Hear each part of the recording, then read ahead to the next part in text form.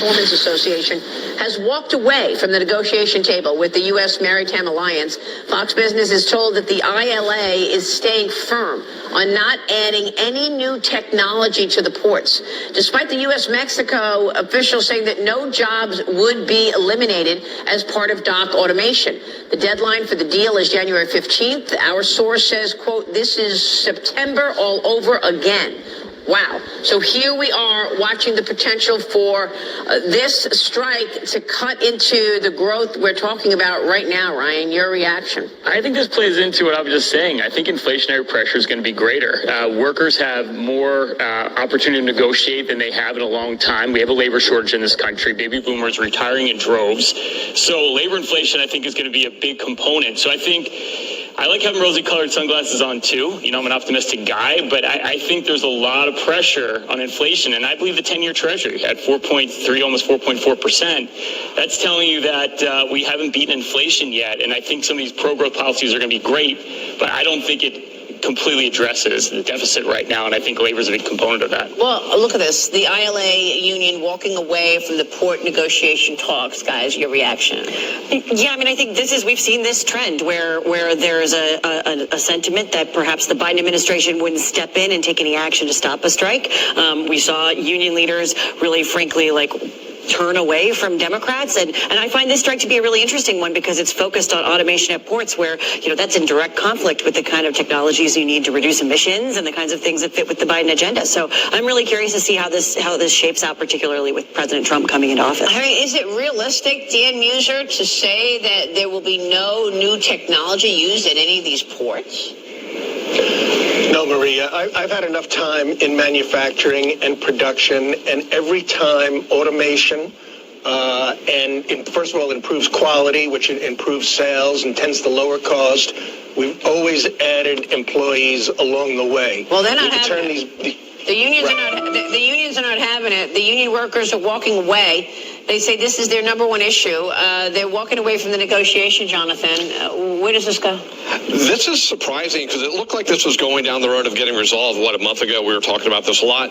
But I think this idea that you're planting your flag on not innovating cannot be a good thing. And it's hard for any employer or anyone else to embrace that type of thing, to stay where we are, even though, if they're committed to keeping the workers, that should be enough. But it's surprising that that's where they're staking their ground. Cheryl, I'm wondering if this is one of the reasons that we're seeing this rally in stocks, because if you see the unions walk away from these negotiations, you start to think, well, wait a minute, maybe this is going to spike inflation. Maybe we do have a second spike in inflation.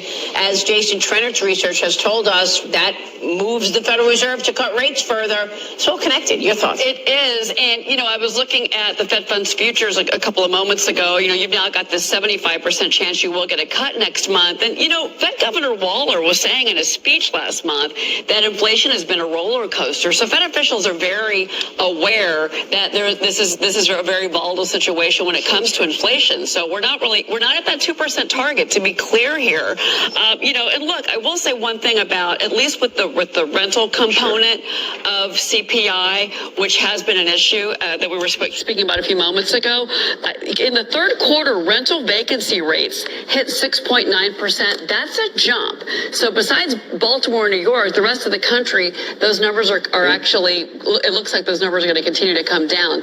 The food component, though, that's a supply chain issue. Different story. Hard to say, Maria. Well, what about that, Louis Navellier? You started our conversation talking about owner's equivalency rent. What do you see in this CPI report that you want to point out that strikes you? And does this news that the ILA union walking away from the port negotiations talk, does that change anything for you? Well, they're concerned about automation because they think it's going to eliminate their jobs. Right.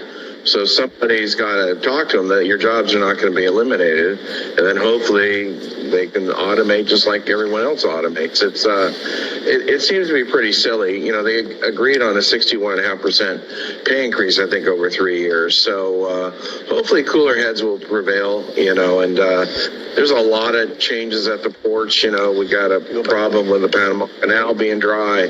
We got a problem with California demanding that the cranes be electric instead of their diesel right now.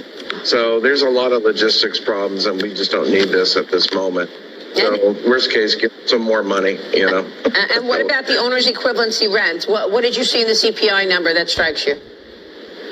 Yeah, it's stubborn. It's a problem, and it's very frustrating to a lot of us why the government numbers are so slow. Okay, so it's not the real world as far as I can tell, and hopefully the number will get progressively better. But you know, the uptick in food and chicken. Well, first of all, there's a bird flu that started in Washington State.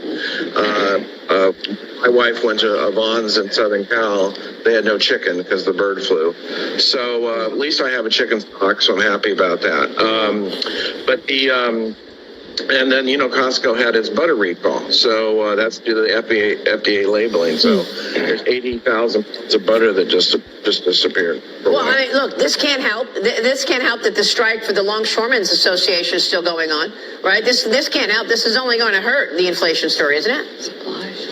Absolutely, but it'll get resolved because those are very high-paid workers. Those are very expensive cranes to operate, and it'll get resolved. I just think cooler heads have to prevail. They really have no business telling them how no automation. So we're just going to have to assure them that the automation will not threaten their job.